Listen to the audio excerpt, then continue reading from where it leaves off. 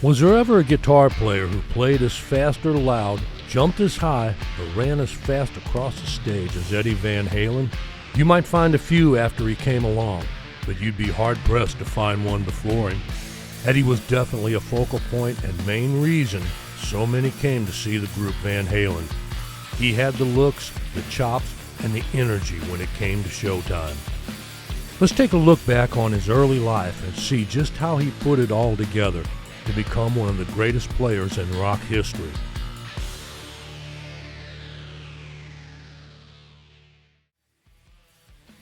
Edward Ludwig Van Halen was born January 26, 1955 in Amsterdam. He was the second child of the family. His older brother Alex, born on May 18, 1953. Their father, Jan Van Halen, was an accomplished saxophone and clarinet player, heavily influenced by jazz music. Their mother, Eugenia, was from the Dutch East Indies in what is now Indonesia. She was of Asian descent.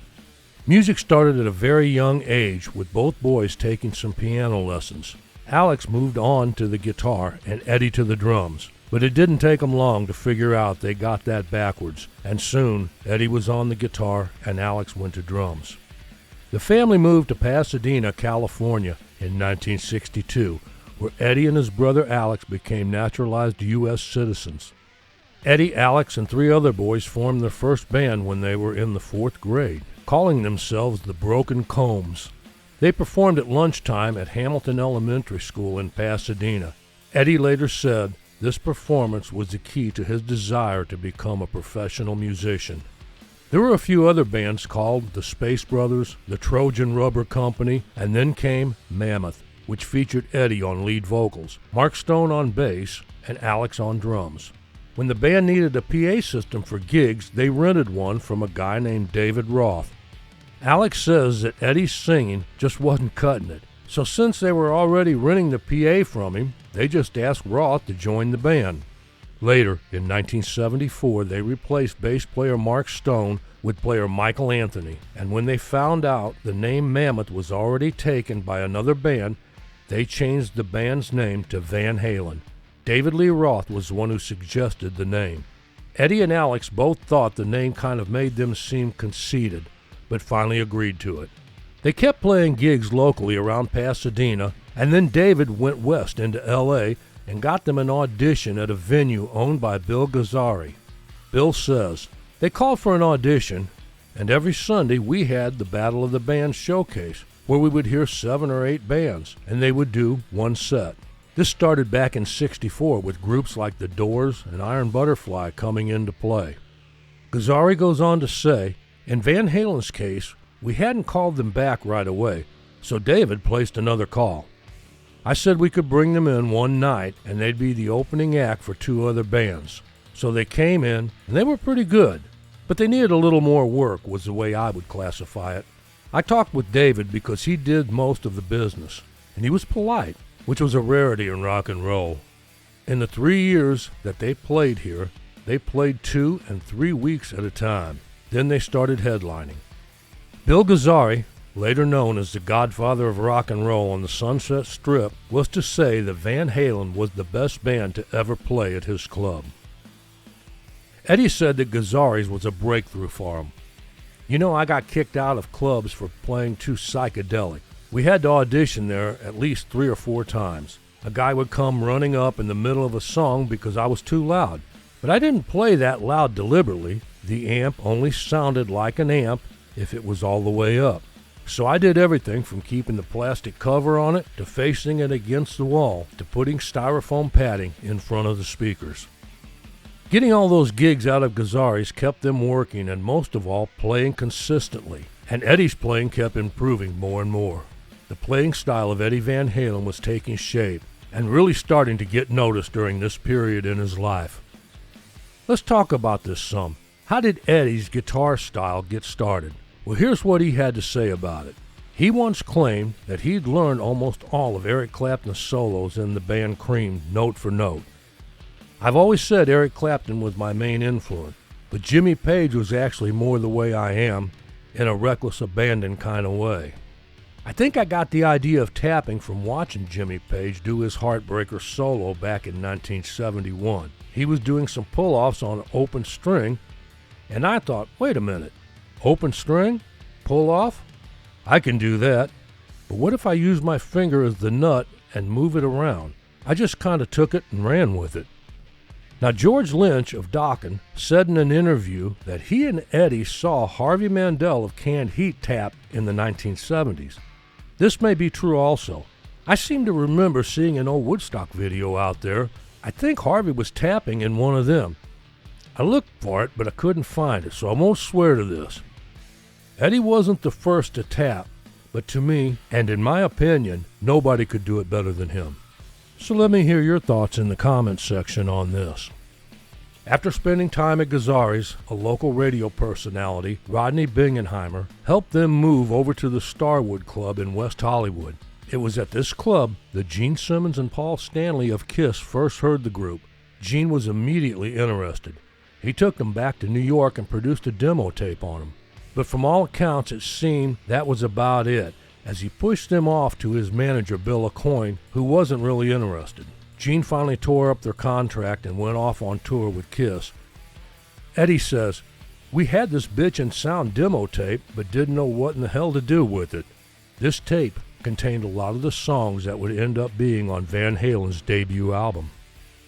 It was at the Starwood Club that Marshall Burrell, nephew of the famed comedian Milton Berle, came in and liked what he heard and saw, and soon became their manager. Marshall Burrell is also the one who years before took over booking the up-and-coming Beach Boys when it became too much for their father, Murray Wilson. So Marshall got Ted Templeton and Mo Ostin of Warner Brothers Records to come and hear Van Halen, and within a week they had a recording contract with him. This was in late 1977, and in February of 1978 the debut album was released. The album peaked at number 19 on the U.S. Billboard 200 and would end up selling more than 10 million copies in the United States. Eddie says there was very little overdubbing on that album. Most of it was done live right there in the studio. He said only a couple of songs he went back in and worked on the solos. He played with basically the same rig he used on stage, including that white and black striped guitar you see on the debut album cover. One pickup and a volume control. His amps were Marshalls that have been built with bigger tubes, and everything turned up to 10. He says he would use 6 on stage, but usually just 1 in the studio. But everything had to be on 10 to get the sound he wanted. I think Eddie set the bar back then to what a rock and roll guitar should sound like. He did have a problem, and it was to follow him around most of his life, and that was alcohol. He's admitted that he started drinking as young as age 12, and by adulthood he was addicted. He told Billboard in 2015, "I needed alcohol to function." I'm not blaming my father at all, but he was an alcoholic too. So in our household it was normal, but Eddie finally quit drinking for good in 2008. Speaking of his father, Eddie once brought him in to play on one of Van Halen's records. You'd be forgiven for thinking that there wouldn't necessarily be a place for a clarinet to perform on a record with one of the loudest rock bands of all time, he says. However, the band found a suitable spot for Eddie's dad to make a guest appearance on their 5th album, Diver Down. Throughout the late 1970s and early 80s, Van Halen became increasingly successful. Early hits, such as 1979's Dance the Night Away, eventually gave way to the best-selling 1984, the band's 6th album, which spawned the chart-topping Jump, as well as the flamboyant hits like Panama and Hot for Teachers. Peaking at number 2 on the Billboard album charts, 1984 was held back only by Michael Jackson's Thriller, whose iconic Beat It just happened to feature a guitar solo from Eddie Van Halen himself. Eddie recorded the solo on Michael Jackson's song Beat It when the Who's guitarist Pete Townshend became unavailable and recommended him. Eddie met with Quincy Jones and Jackson. Unsure of what he could add to a pop song, he played along with the song and ended up restructuring it and adding the classic solo.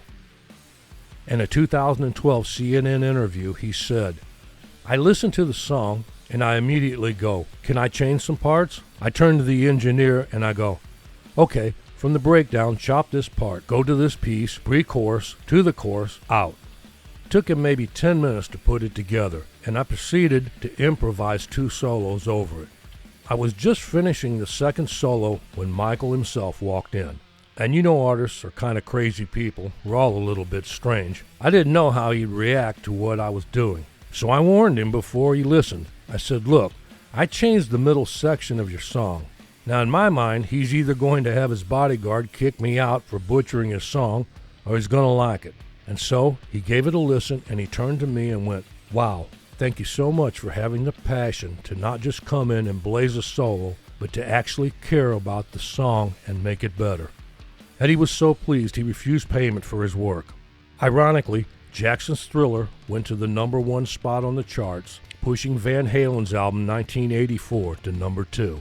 1984 went 5 times platinum a year after its release. Its lead single, Jump, became the band's first and only #1 pop hit and brought them a Grammy nomination. In 1980, Eddie met actress Valerie Bertinelli at a Van Halen concert in Shreveport, Louisiana. They married in California 8 months later on April 11, 1981, and had 1 son, Wolfgang, in 1991. But in 2005, Bertinelli filed for divorce in Los Angeles after 4 years of separation. The divorce was finalized in 2007. The following year, Eddie proposed to his girlfriend, Janie Lazuski, an actress and stuntwoman who was Van Halen's publicist at the time. The two married in 2009 at his Studio City estate, with his son Wolfgang and ex-wife Bertinelli in attendance. His brother Alex Van Halen is now an ordained minister, and he officiated Eddie's 2009 wedding and that of his former sister-in-law Valerie Bertinelli's in 2011 to Tom Vitale. Even after Van Halen's popularity dwindled, Eddie in particular was still a huge influence on the next generation of rock guitarists. Dimebag Darrell, the lead guitarist in the metal band Pantera, called Eddie a personal hero. Darrell was shot and killed on stage in December of 2004. And the months prior to this, Darrell had asked Eddie if he could buy a black and yellow striped Charvel named Bumblebee, the one Eddie used extensively on the Van Halen 2 album. That one being a personal favorite of his, Eddie instead offered to build Darrell an exact replica of the guitar, but he didn't get around to doing it before Darrell was murdered. Because of this, Eddie presented Darrell's family with the original Bumblebee guitar, and Darrell was buried with that guitar. Eddie left us in 2020. He had his ups and downs, sure, but I think for the most part, there were a lot more ups in his life. In February of 2017, Eddie donated 75 guitars from his personal collection to the Mr. Holland's Opus Foundation, a program that provides musical instruments to students in low-income schools. The comment section is open for your thoughts on Eddie. I appreciate y'all watching. Thanks.